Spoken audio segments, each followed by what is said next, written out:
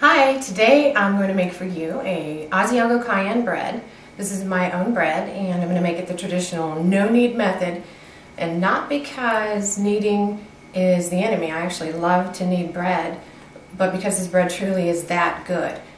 The crust is absolutely got that crisp chewiness, the interior crumb is soft. You're going to love this bread. It is great for almost any kind of sandwich that I can think of.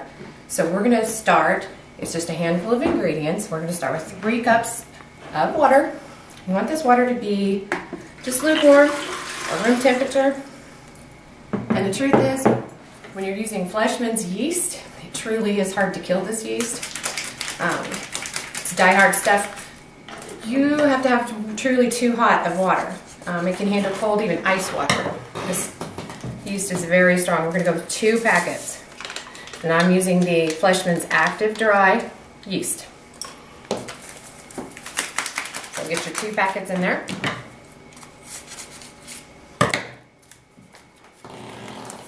Okay. Another thing great about this bread, you just dump everything together. You're going to wonder when I'm done if it's going to be very good because it's so easy, but trust me on this. I'm going to use 1 1/4 teaspoons. I use kosher salt. And you could go up to 1 1/2, but the Asiago cheese has saltiness of its own, so I cut it back to about 1 1/4. This, we have sugar, 1 1/2 tablespoons. And I think I told you 1 1/2 or 1 1/4 tablespoons of the kosher salt, so I didn't know if I said tablespoon. Here we have cayenne pepper. It's one of my favorite ingredients. If you don't like heat, you could go with 1/2 teaspoon. I do like heat, so I'm going for it. 1 teaspoon. It's not the same kind of like hot sauce heat. It just gives a warmth to the bread, complements a lot of your toppings. I have here 1 1/4 cups of Asiago cheese. You could use just 1 cup or even 1/2 cup if you wanted just a small hint of cheese. And that's what I'm going to do. Stir. Now the cheese could wait till after the flour, but honestly, I like to dump it all together and get it really dispersed before I start putting my flour in. What's great about this type of bread is it's hard to go wrong. I once forgot to put the cayenne in and I added it last minute when it was already dough. It was still absolutely delicious though. Now, I have 6 1/2 cups of all-purpose flour. If you can get your hands on the unbleached, it's just better for bread, less processing as well, but all-purpose, it'll work. So 6 1/2 cups of that. And yep, you just dump it. Okay, we're going to stir this. And again, we're not looking to knead. I'm using a dough hook, but you could just use a spoon. And you could use your hands. You want to get them really wet because this stuff will stick to you. You'll think, well, this isn't a dough, but it is. It's a very, very wet dough. Our dough has risen. We're up here just below the 4 liter. We were just below the 2 when we finished up. So it is ready. I'm going to show you how that Fleischmann's yeast activity, and that is just under 2 hours. So beautiful and fluffy. We're ready. What we're going to do now, very simple, stick it in the refrigerator. That's about it. So, okay, I'm back with our next step in the Asiago cayenne bread with Fleischmann's yeast. What we're going to do now is shape this. Typically this dough can be in the refrigerator for up to 7 days, and I have to tell you, with the yeast and all the activity on the slow fermentation of the refrigerator, every day it gets better and better. We're not doing that right now. We're kind of hurrying this dough. I just gave it just enough time to chill. So what we're going to have is sticky. So wash your hands, and then you want to have plenty of flour nearby. I'm going to take some cornmeal and a pizza peel. You do not have to have a pizza peel. It's fun to have a pizza peel, but you don't have to have one. You could use, again, the back of a cookie sheet and some parchment paper. It'll slide right into your oven that way, or you could cook this thing completely on a cookie sheet if you grease it. It's just, we're kind of after that crust to come to its fullest potential, and you're going to do that if you do incorporate the steam and try to get yourself stoneware to cook it on. Now, once we have it on here, I want to tell you also, you want to have your oven on 450 degrees.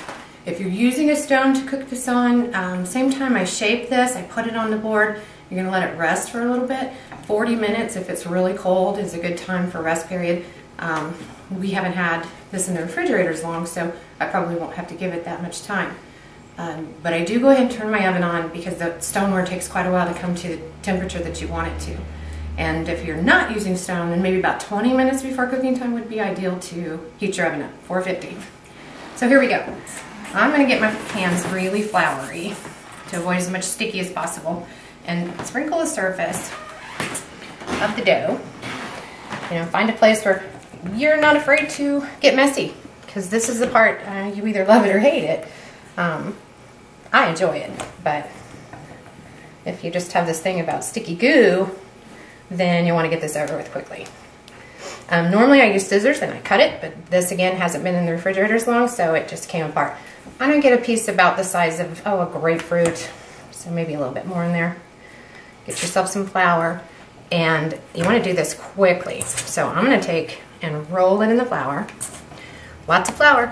Don't be shy. You don't want it in the dough because we don't want to change the composition of our dough, but you want it really covered.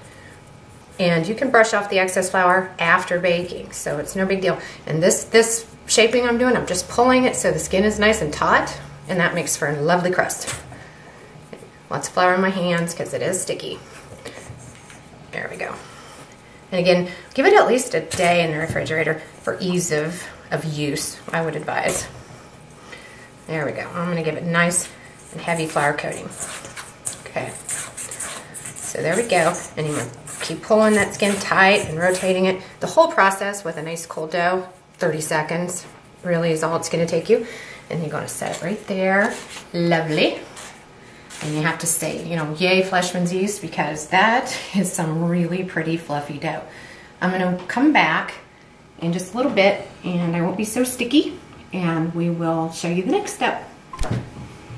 Well, now our shaped dough has had its time to rest. Our oven has come to temperature. Again, if you're using the stone, make sure that you give that oven a lot of time to warm up so your stone's nice and hot. I'm going to show you a few tricks before you pop it in the oven. You could put it in just like this. It's ready, but what I like to do, I'm going to go ahead and cut it. You can use a baker's lame or any sharp knife or razor, whatever you want, and you know, be creative. Cut it however you like to. I'm going to just probably, I think let's do a tic-tac-toe. Look at that. Yay, Fleischmann's.